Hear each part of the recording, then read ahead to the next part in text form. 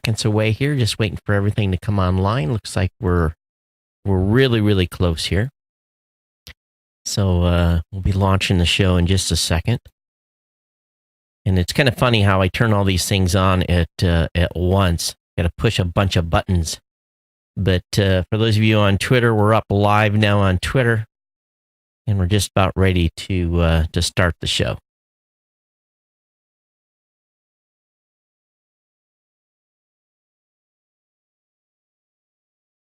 This is Geek News Central. My name is Todd Cochran, coming to you as live as it can be from Honolulu, Hawaii, overlooking Greater Oahu. The lead stories are: the SEC wants to dethrone Elon Musk. There's additional questions about voting machine security. WikiLeaks has officially replaced Julian Assange. And can you believe it? Google at 20.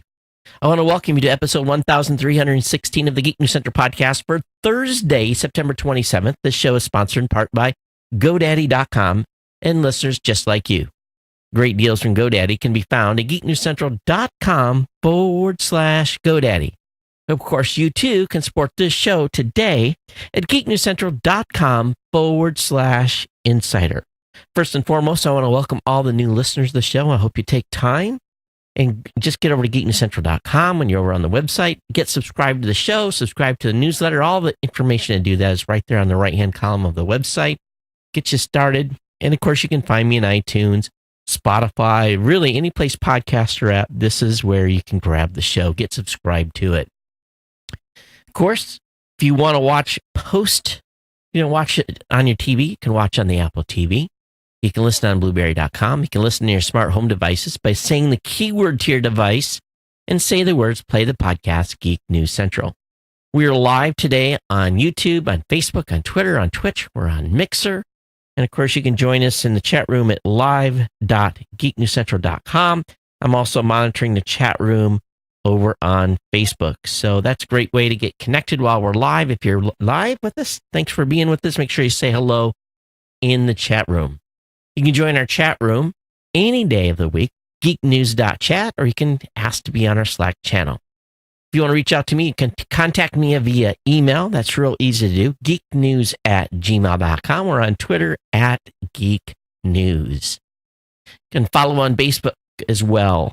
Of course, partner shows include The Gadget Professor with Mr. Don Bain, the Pro Gear site being written by my team, the new media show hosted myself and Mr. Rob Greenlee, and the Podcast Legend Show. You can always pick up Ohana gear at cafepress.com/Ohana store. And you, by listening to the show, you become part of our Ohana. Ohana is the word for family here in Hawaii, so welcome to the Ohana. This show, of course, is sponsored by our good friends over at GoDaddy.com. We are the longest running continuous sponsor, or they are the longest running continuous sponsor of a single podcast, and that's this show. You can find all my deals at geeknewscentral.com/GoDaddy. That's where all the deals are at. That's where we want you to go to save money. And then basically, once you get over there, you grab the promo code and use it at checkout, or you click on the link to lock in the savings immediately, whether it be 30% off on new product purchases at 99cent.com, $1 a month economy hosting with a free domain for the first year, or $1 a month managed WordPress hosting for the first year, again, with that free domain. If you're a business owner, try that GoDaddy website builder, your choice of personal business or business plus plans. All my codes are available, again, at geeknewscentral.com/GoDaddy. Share those codes with your friends, family members, people that you know, co-workers. Doesn't matter. Spread the word. Tweet my codes. Link to my website. And that helps the show out a great deal when you do that. Again, remember that these promo codes keep this podcast online and keep my independent writing team employed, and you're supporting really a small team of independent content creators by using one of the promo codes here. It's really, really important. If you'll support us in the effort, I definitely appreciate it. And again, thank you for your support, and share these codes with your friends and family members. Again, get all my deals at geeknewscentral.com/GoDaddy. That's the place to go, and I want to thank GoDaddy for being a longtime sponsor here at Geek News Central. All right, folks. Hey, welcome to the show. And I tell you what, don't forget we are live at geeknewscentral.com if you're still up. If not, Don't worry. Don't worry. We're going to be right here, delivered via podcast as normal. I guess it doesn't make any sense, right? If you're listening via podcast, you already know that, right? And of course, our chat room is up and running too at our Mastodon server at geeknews.chat. So let me get you all caught up just a little bit on what's going on here. We had rain today here in Honolulu. I mean, wow, we're thinking, here comes a storm, and sure enough. But so I'm getting started early tonight on the show, and which makes it nice to kick things off a little bit early. But the temperature here still is miserable. We finally got a little trade winds this afternoon, so I'm hopeful the end is near on this crazy hot weather that we've been having. But anyway, you guys don't care about weather in Honolulu, but it's been really weird here recently. But I tell you what, this past week, not the past, what is today? Yeah, today's Thursday. This past week, in actually like the last 7 days, I've learned more about Google and the way they're ranking sites and the way they're looking at page speed loads and everything to the 100th degree. I've been deep dive into a whole bunch of stuff, and we finished up caches will clear over the next 12 hours, literally from now, maybe even the next 24 hours. The final caches will clear. And then, because we had to work with some external partners to fix some things, which was amazing. And then I'm having some code written. The code's going to go up on the site tomorrow. So if you guys have been over to the website, you will notice that the GoDaddy banners are gone. They're not on the top of the website. And the reason for that is the ad server platform that I was using was part of the issue. And instead of just going through and doing a whole bunch of work with all their suggestions, we said, why don't we just roll our own, write the code, and because all we're doing is just rotating some banners through. I don't need the tracking. I don't need the click-through rates, any of that stuff. So that's being put in place, real lean and mean.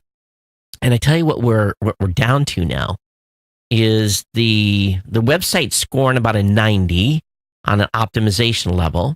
And excuse me, the website, if you land on Geek News Central and you haven't been on the website in, for a month, or you haven't cleared your cache, what will happen now is the website loads in about 2 seconds.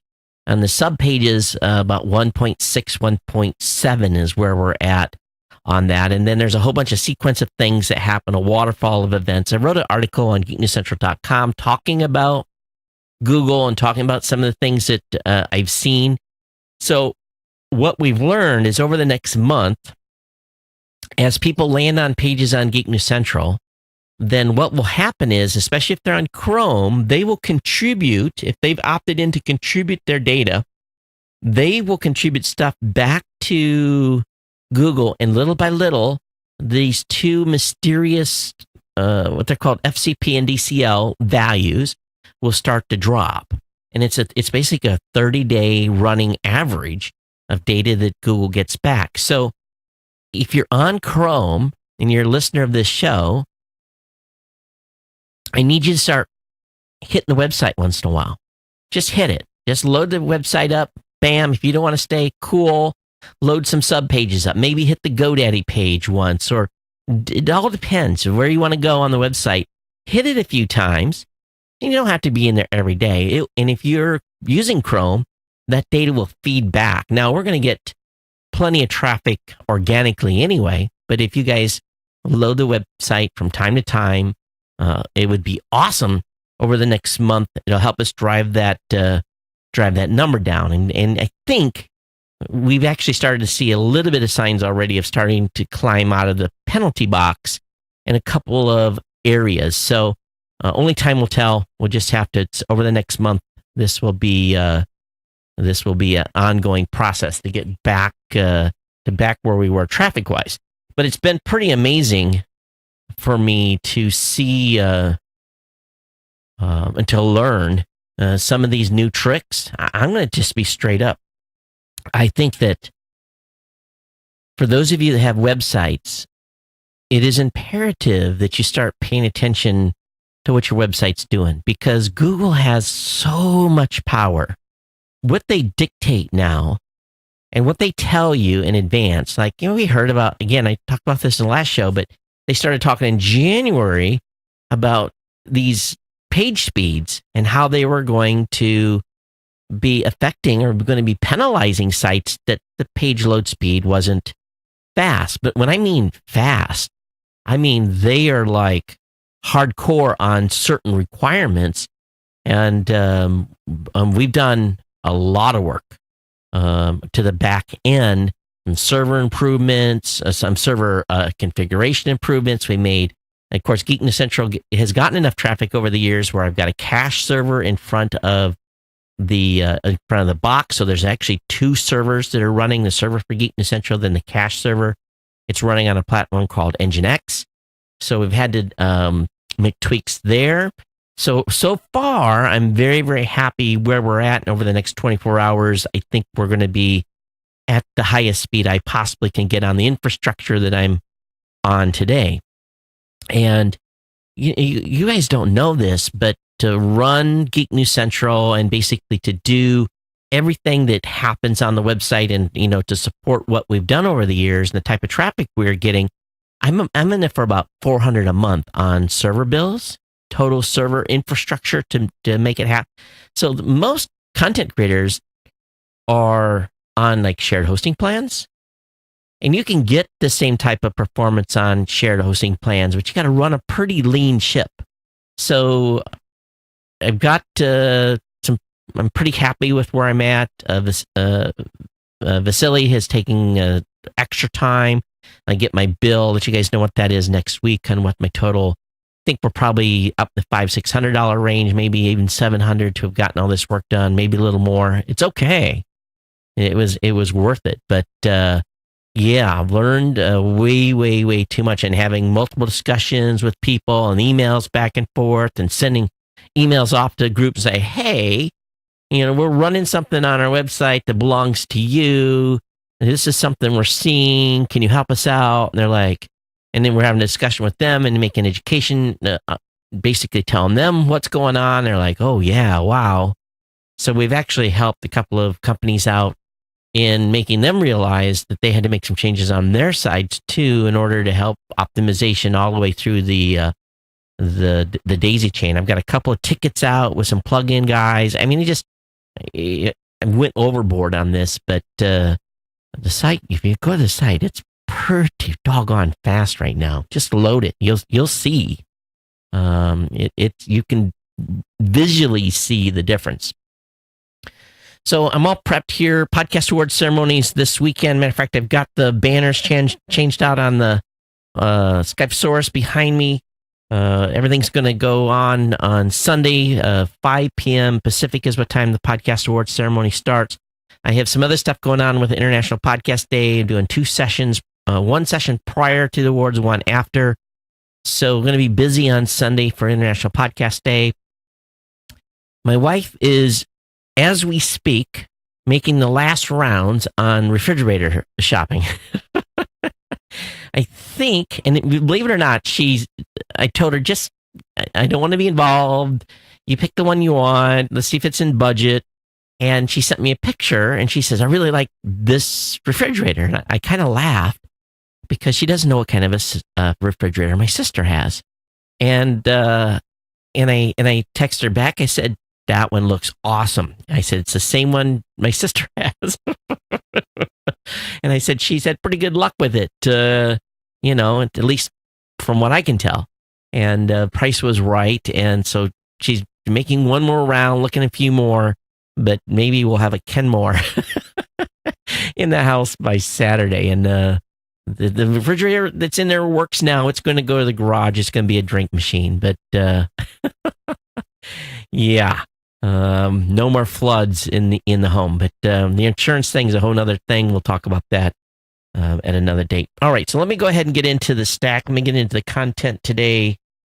And thanks for everyone for being here. Those of you on Facebook, hello. Richard, hello. Wow, this is big. And I told you guys and ladies that something was going on with Elon Musk. And,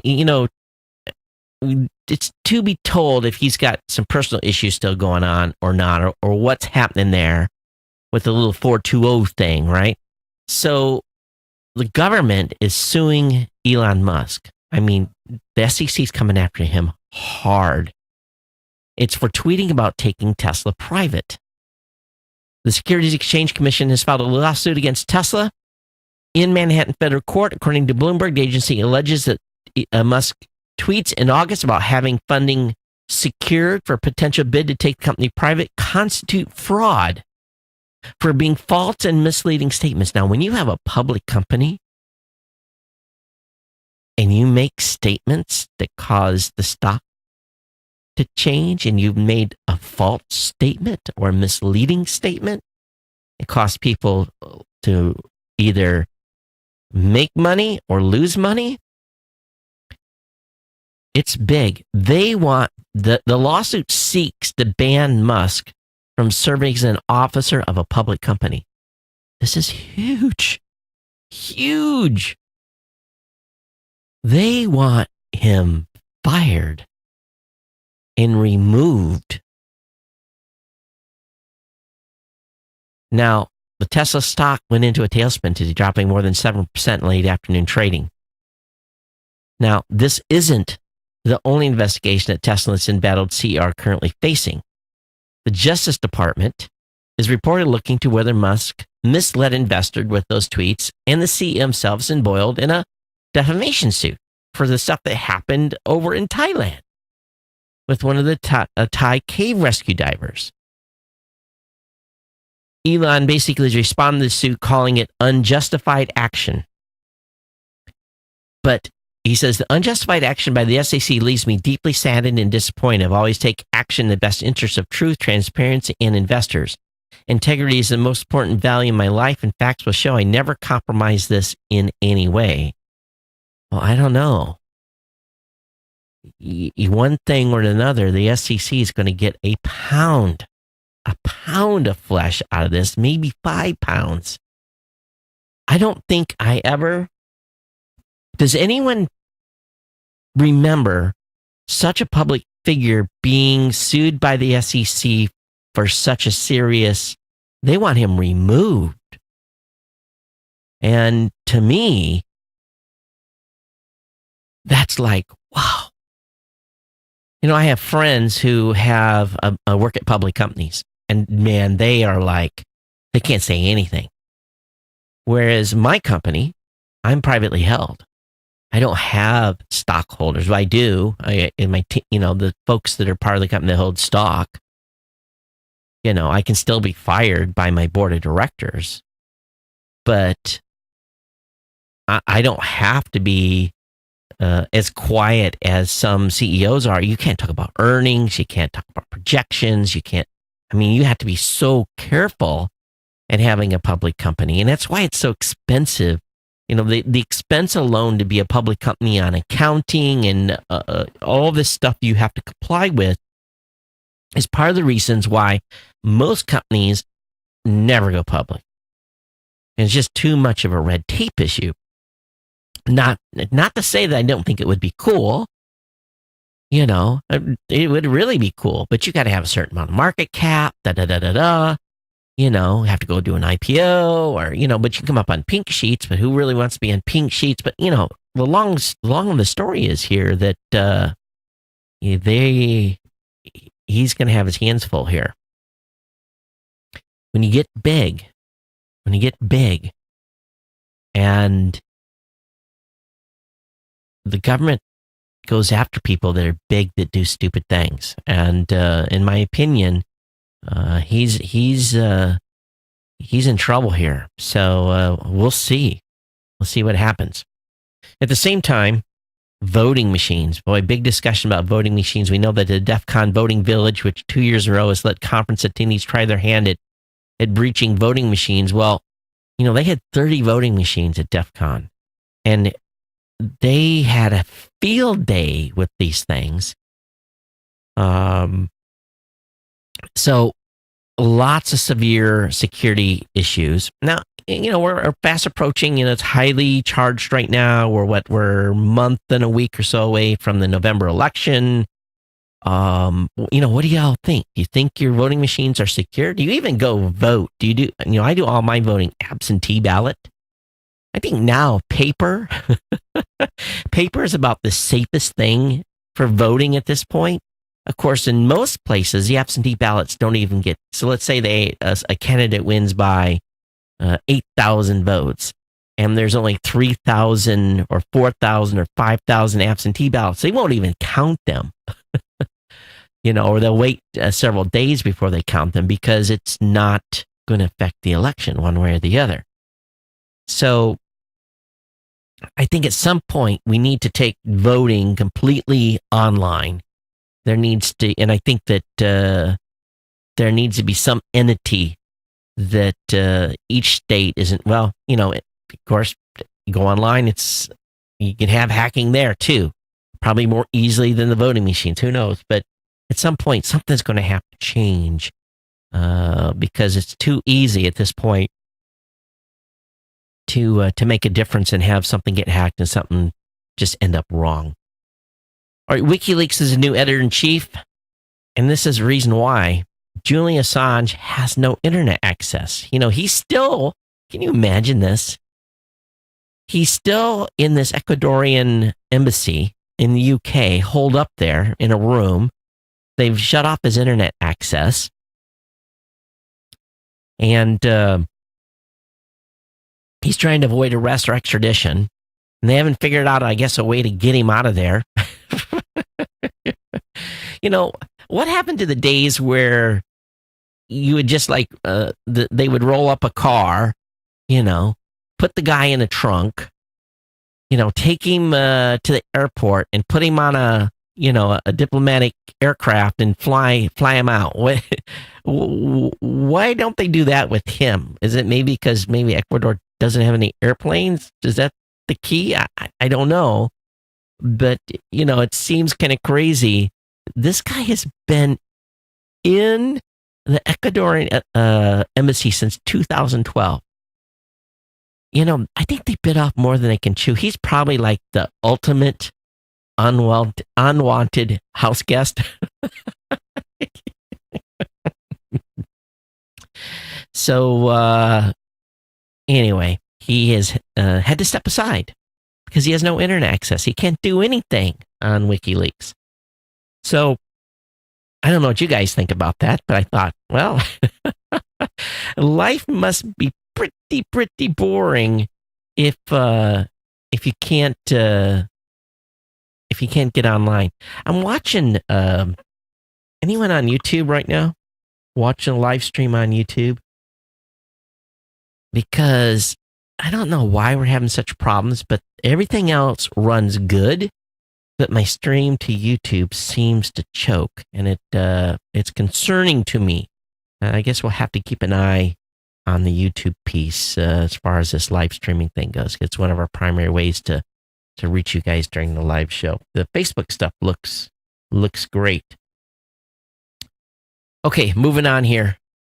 I've had not a lot of good things to say about Google recently, but Google's at 20 years. On today's date, 1998, Google was formally incorporated. Of course, it started in a garage.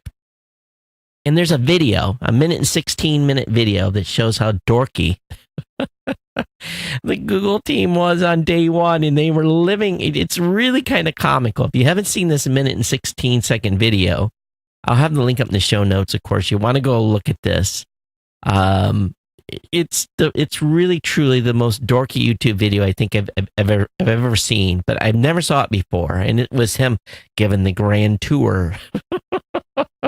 And this place was thrashed. It's just a big mess. And it just shows you what can happen. You start in a garage, and then the next thing you know, you're the most powerful, essentially one of the most powerful companies in the world. A little more on Google. There's the new Gmail can help you get more done. And I've started to see this. I replied to an email yesterday, and all of a sudden at the bottom of the page, there was some replies. Yes, I can. No, I can't. This is a good time. It was in response to a meeting request. And then I've actually had Gmail try to finish sentences for me while I'm typing now. I've seen that a few times. So again, some of the changes to Gmail is you can prioritize emails more quickly.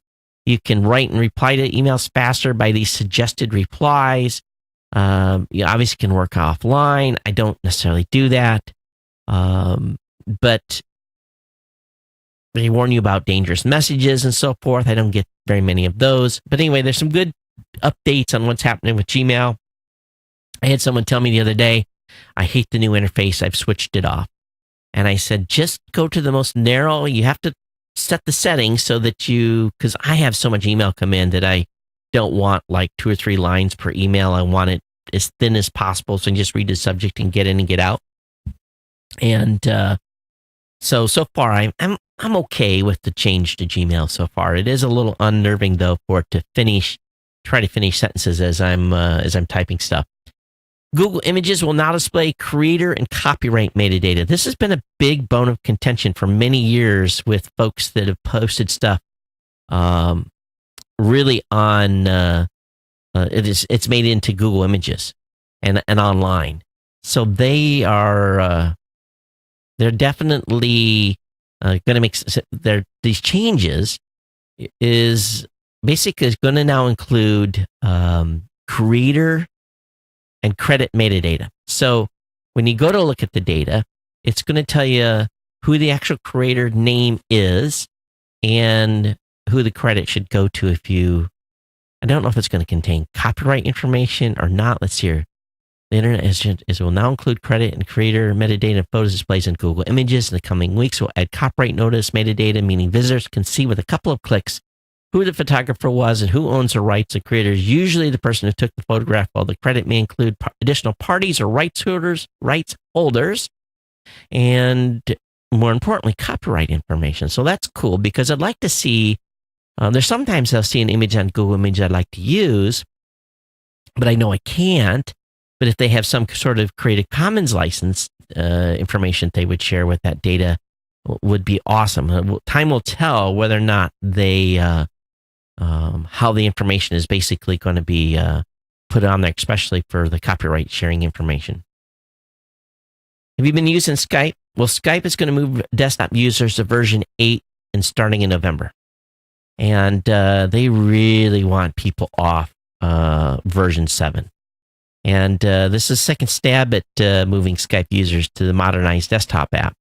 And I don't necessarily call it such a modernized experience. I've updated here, but it's not as helpful. And but anyway, they're going to make this move. They're going to force you. You have no choice because they're going to retire Skype late in November. In December. So it's just basically going to go away. They want people off Skype version 7.0. A little bit of information on hang on, let me gotta grab something here. Something popped up that should not have popped up. Little entertainment news. Game of Thrones. A little bit of information here. Well, we know that Game of Thrones is not coming until next year, right? July of next year. But Sophia Turner, who plays Sansa Stark, says the finale satisfied the crew, but fans may disagree. So that's interesting on her comment here. She says the actor was really satisfying. I think for everyone's storyline to be able to act out the way it all ends, it was really satisfying for us. Who knows if it will be satisfying for the fans? So what does that mean? She says, I think a lot of fans will be disappointed and a lot of fans will be over the moon. So obviously, some people are going to die. And some people are not in Game of Thrones. So I bet you there's going to be a big betting pool that's going to start. If it's a long time though before July. It's a lot of time for stuff to leak. Lots of people are making all kinds of speculations about it. To be honest with you, I want it to be a surprise. I think we all know who we want to be run through. I think we really do. I think we all know who the villains are, but I don't know if all the villains are gonna end up dead or not. It would be too good to end the story that way, right? A certain queen. So anyway, we'll see what happens with Game of Thrones.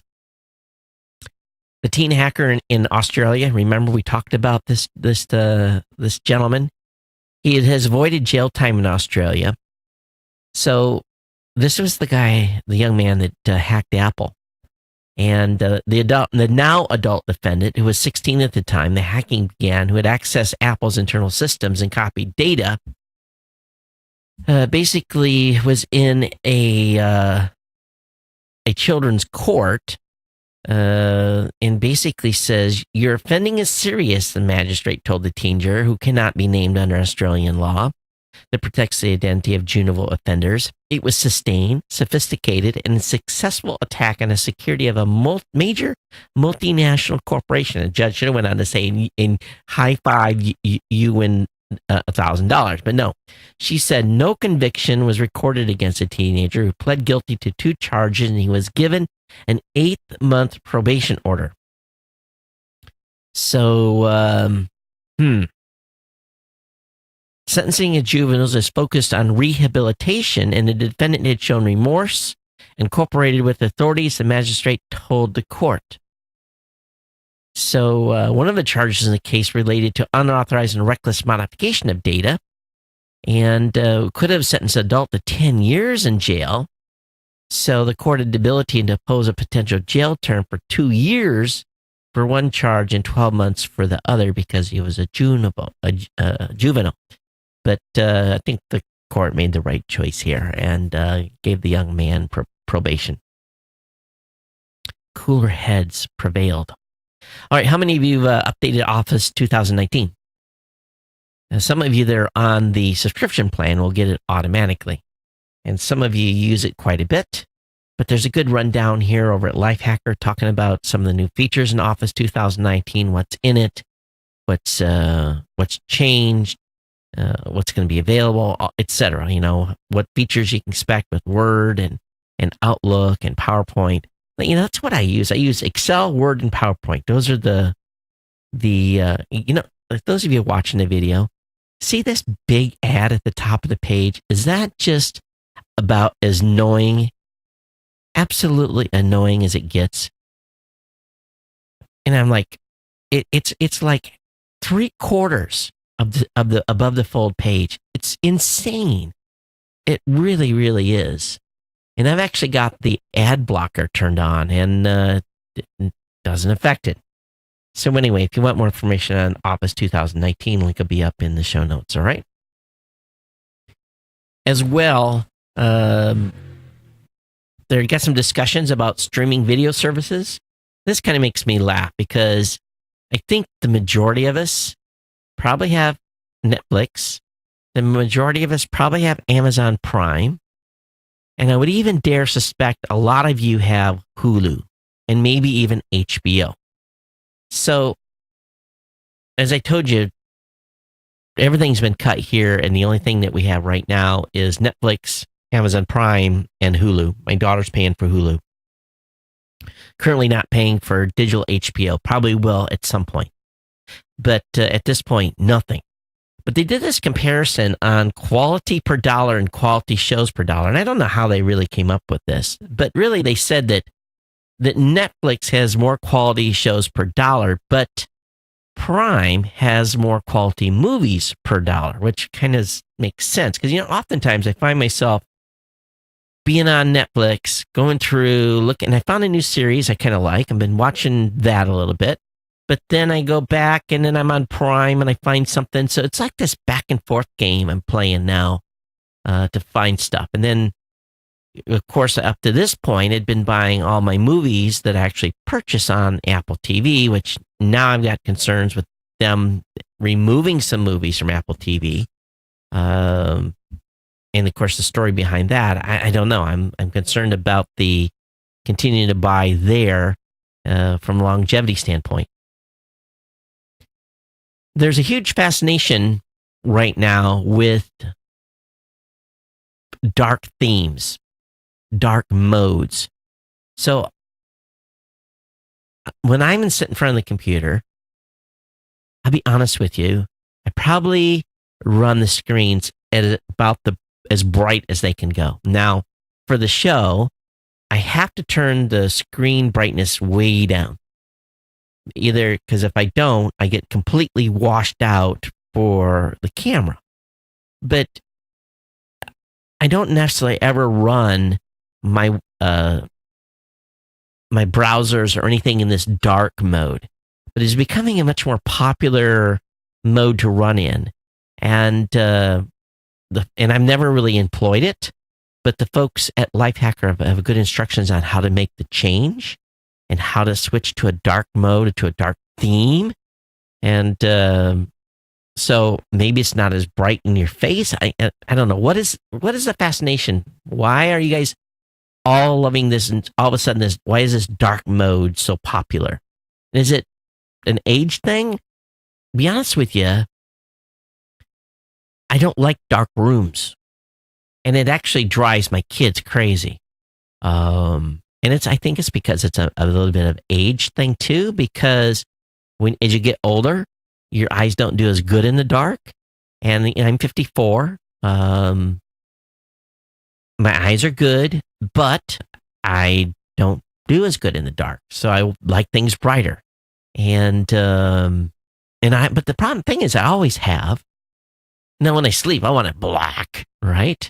But when I'm up and doing stuff, I like stuff pretty bright. This dark mode is a little bit confusing to me why people like that. So is it a younger generation thing? Why are you guys liking the dark mode on browsers and your desktops and so forth? Some folks are going to be going to the White House, to wireless carriers, to meet with the president and his team. All four of the nation's biggest wireless carriers will attend a meeting at the White House to talk about 5G. So with all the craziness going on in D.C., the AT&T, T-Mobile, Sprint, and Verizon will have, I guess, executives there to talk about 5G, the deployment, where it's going, how it's going to be good or bad for the country, and I guess they're going to be sharing some information. Last week, when Amazon announced all their devices, I had a pretty good discussion with you on the show about it, and wrote a piece up in it. And the folks over at The Verge had basically kind of come in behind. Well, they wrote their own article in kind of the same vein that I had, talking about how Amazon wants to be the operating system for your life, and the reason they're pushing so much stuff into the marketplace right now is really get your home saturated with these types of devices so you don't switch. So they took the same take, and I thought it was kind of cool that at least two of us were on the same page. And it's not that big of a stretch, let's be honest. It's not rocket science to figure out what they want to have done here, but I'll have their perspective up in the show notes for you as well. At the same time, Amazon ALEXA Fund is investing in assistance for healthcare and education. So they have a $200 million fund for the promotion of voice-powered products and conversational computing. And some of these early-stage investments, Amazon has announced 3 of them. One is Bamboo Learning. It's exploring ways to teach people using voice-based devices like the Echo speakers. The Bamboo Music ALEXA skill teaches people the fundamentals necessary to play an instrument and increases the difficulty level as users advance and learn more. So teach people using. So I get, okay, they're teaching people how to play instruments. Okay, that's cool. Avia is a healthcare assistant that combines a smartphone app with a voice commands to help caretakers respond to calls for care. Avia took part in the 2017 Cedars-Sinai Accelerator for healthcare companies. And the final company that got some money is called Indel. And Indel is a graduate of the Techstars Music Accelerator, and according to its websites, makes personalized sound environments to help people focus, relax, sleep, or get moving. Get moving like get out and work out. So they're starting to put some money into companies' pockets. At the same time, Amazon's Jeff Bezos will now sell rocket engines as well. This is crazy. After a 4-year high-pro competition, rocket maker United Launch Alliance announced Thursday that it selected the BE-4 rocket engine manufactured by Blue Engine to power its new Vulcan Centaur rocket. The new space company founded by Amazon Jeff Bezos defeated the most storied rocket engine manufacturer in the United States, Aerojet Rocketdyne, which is developing the AR-1 engine. So Blue Origin, big win here for. And he added the Vulcan rocket remains on track for an initial flight in 2020, powered by the BE-4 from Blue Origin. So congratulations to Blue Origin on that win. This phone company that I'm going to talk about, and I don't, Kirk picks up a lot of mobile articles, and I usually stick them at the end of the show because I don't cover a lot of mobile. Matter of fact, my iPhone 10 XS Max will be here tomorrow. It was supposed to be here today, but got delayed. But they've got this company called Oppo, OPPO. And those of you in the United States have probably never seen this mobile phone. I have. I've seen this particular phone company before, and it's pretty popular in Asia. So, according to this post in the Chinese social network Weibo, the Chuck Yeager of phones is the Oppo Find X. This phone has arguably better specs, listen to this, than the top-of-the-line $1,799 MacBook Pro. If you look at comparison on RAM, processing power, and a whole bunch of other stuff, this thing really comes close to matching up. And it's pretty amazing if you think about that. But pretty popular phone running Android out there. And this thing comes with 10 gig of RAM. It's a pretty good phone.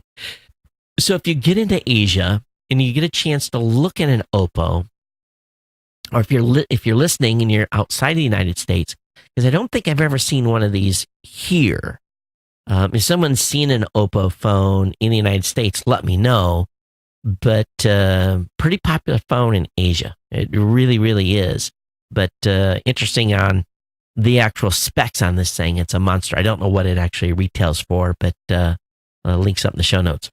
A big thing that's going on right now is the crews that are striking Apple stores and stealing stuff has been on big time. One store in Palo Alto got hit twice. In 2 days, they got robbed, making off with about $50,000 worth of iPhones and iPads.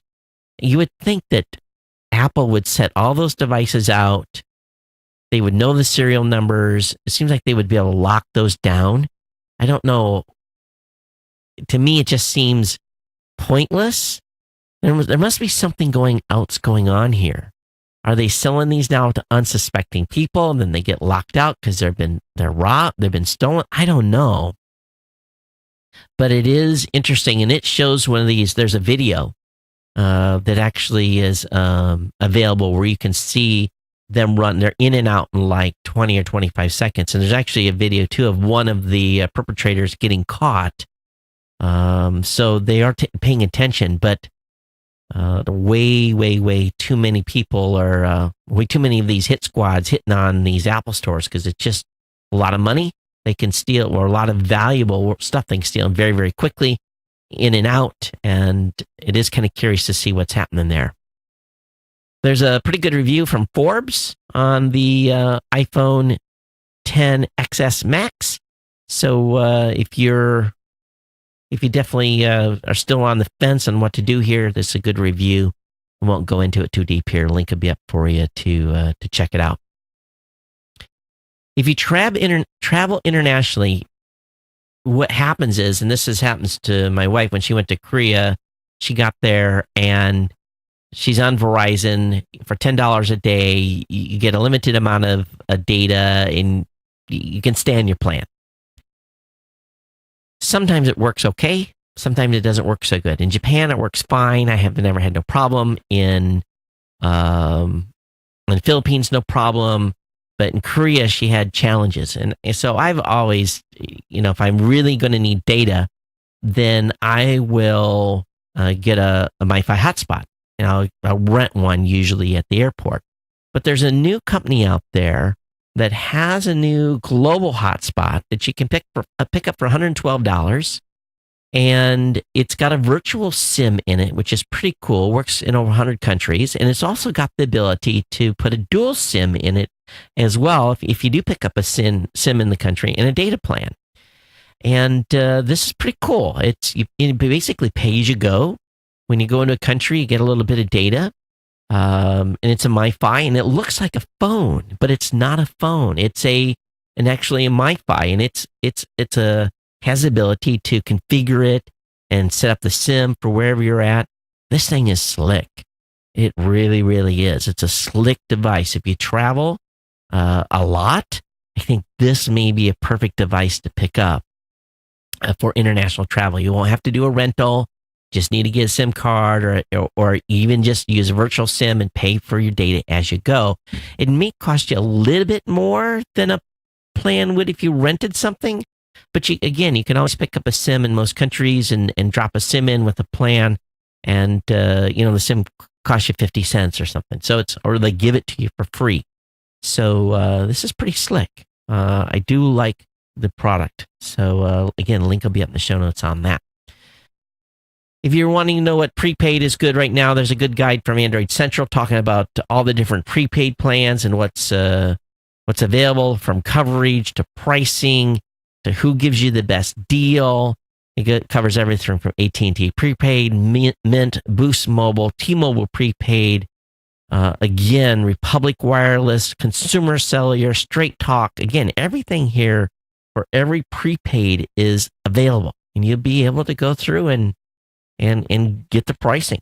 It's a great piece. They did a great job on this to look at prepaid pricing. So that's available, of course, in the show notes as well.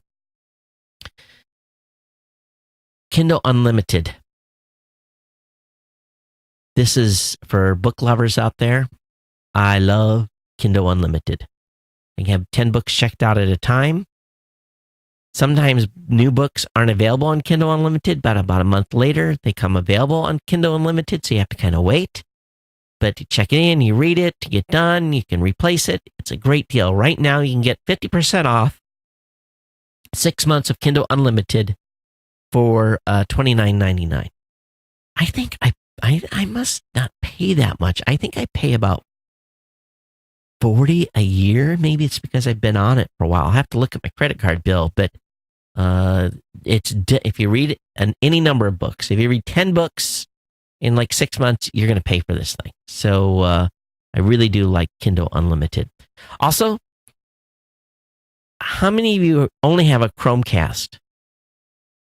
Are you having trouble watching Amazon Prime Video on Chromecast? Some folks are. My advice to you is just buy the $29 or $39 Fire TV. If it's not in the budget, I got a good instructional article here on how to use Amazon Prime Video on a Chromecast. All right, so link will be up in the show notes on that. Final article tonight's kind of fun. It's called the Hulton Archives, and it lifts the lid on the world's craziest inventions. And some of this stuff is pretty wacky. So I'll have the link up in the show notes for you to check out. And anyway, that was dumb. I didn't go the right way here. Or did I? There we go. Some of the stuff is definitely dated, but it is entertaining to take a look at. Or I did have some email come in, and I want to start today with with Jack. And I want to make sure that I preface this before I read Jack's email. So Google has come out and said that on Chrome 70, they're going to undo what they have done with Chrome 69.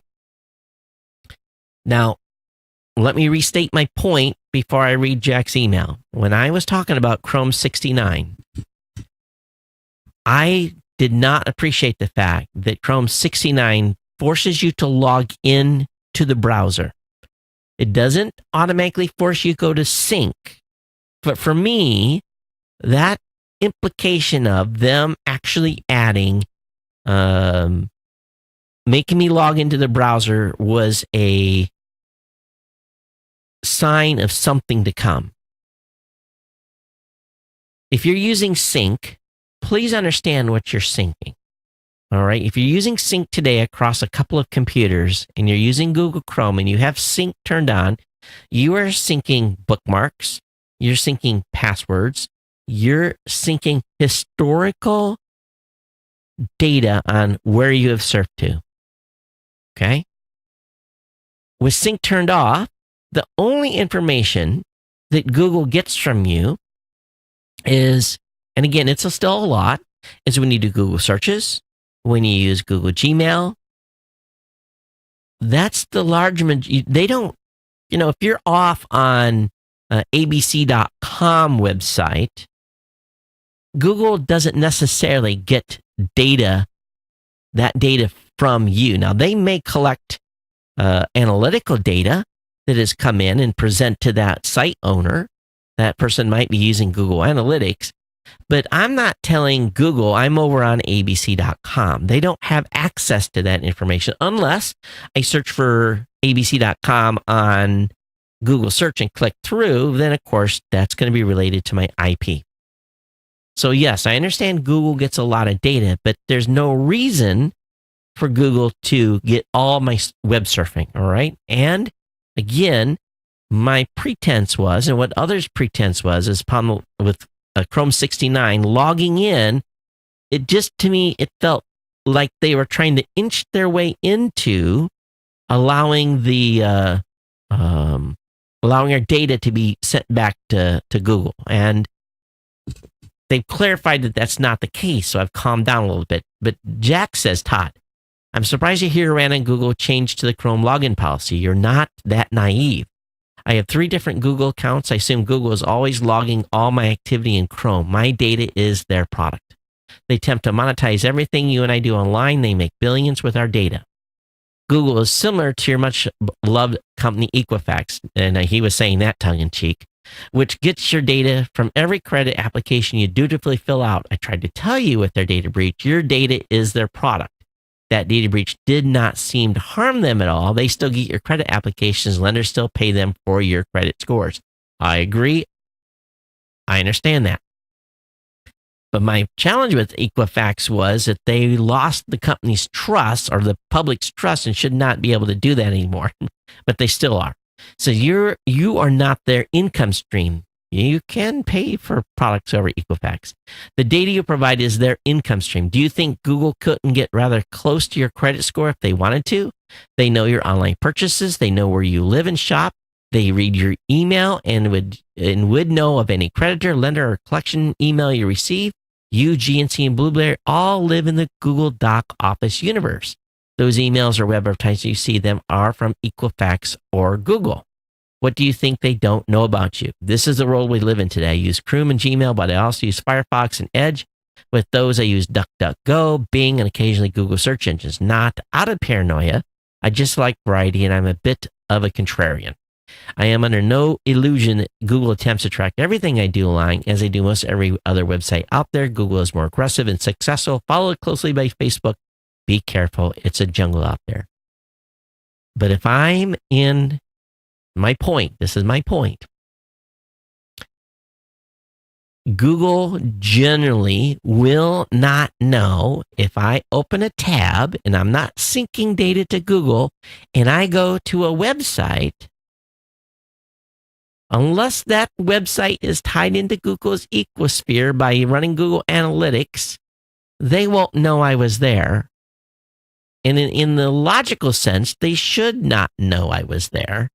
That site owner will know I was there. But if that website owner is using ad serve from Google on there, yeah, it's true. They're going to target me. They're going to know my IP. But I think that the less they have access, and again, they have a lot of access. Let's just be frank. Google knows more about us than anyone else. That's very, very true.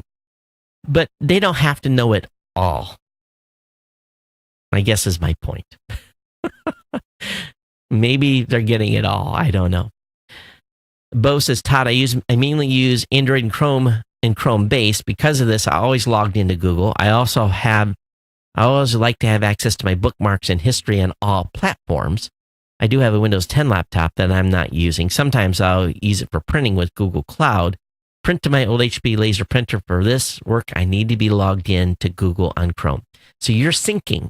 So, Bo, as long as you're cool with Google having all your sync data, having all your bookmarks, having all your passwords, I guess it's cool. Me, I'm not. Because that password data, did you know that password data is not encrypted? You know that, right? In Google Chrome, your passwords are not encrypted. Just be aware. And then, of course, Bo comes back with another email. It says, it is discussed in the current podcast Security Now, about an hour and 20 minutes into the podcast. They say that the changes make it the same as it is in iOS and in Android. It is possible to disable this new thing in Chrome. And Chrome 70, they're going to do that. But again, like Jack says, they've got nearly everything already. I'm just a firm believer, and they don't need to know any more than they know. But, I listen to... you guys know that I listen to Adam Curry on No Agenda. And he has done his absolute best to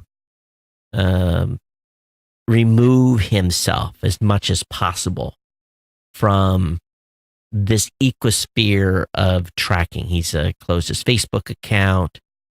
He's only traveling with a really kind of an old school phone. He says I'm not going to be able to disconnect completely. But he's probably the only guy that I've seen at least talk about what he's done to not let all these third parties have as much information about him, his life, what he buys, all this stuff. And using different types of browsers. A Tor browser, I think, is one of the browsers he mentioned. There's a couple others that are out there. So, I think that if we're serious about it, and again, I'm complaining, but also at the same time, I have the convenience of using these tools. So, they're going to know a lot about me. So I think it's a very big, tall order to be able to completely disconnect from these systems. You look at Facebook, there's an article that came out today that was talking about, they were doing a test. They took so you're in your Facebook profile, you're using a phone to do verification that who you say you are. So you're using your telephone to get a text, put in a thing. So when you log in, you get a third party verification or a dual authentication. So even though that telephone number isn't on your profile, it's on your security portion of the Facebook account. And what they found is when you do an ad campaign, and I've been experimenting quite a little bit with Facebook advertising at Blueberry, is that you can upload an email address or you can upload a telephone numbers and actually target people directly by a telephone number that's maybe not necessarily on your profile. So it's pretty insane. It really, really is on the total amount of data that we have. So anyway, that is what's up with Facebook and some stuff that's going on. All right, I'm going to get out of here. Everyone, thanks for being here. Thanks for being part of the Ohana. Thank you for supporting the sponsor. I'll be back with you on Monday. Big, big, big weekend. You want to come hang out and have fun. Internationalpodcastday.com. They're going to be like 30 hours of live streaming sessions, everything about podcasting, 13 countries. It's going to be a lot of fun, big deal. I'm going to be on for 3+ hours of the 30 some hours. So I hope that you'll join me over the weekend. So very full weekend over International Podcast Day, and the team over there. We're one of the premium sponsors for that event. So lots happening. But anyway, everyone, thanks for being here. Thanks for being part of the family. Geeknews@gmail.com, geeknews@gmail.com. Drop me an email. Let me know what you think. How's the show been going? You tired about me talking about the website? Anyway, thanks. And the insiders, thank you. We had a couple new insiders come on. Appreciate your coming on and supporting the show. I tell you that these donations really count. They count a lot. And if you're not an insider already, please consider becoming one. geeknewscentral.com/insider. Everyone, thanks for being here. Everyone, take care. We'll see you next time on the Geek News Central podcast. Everyone, take care. Bye-bye.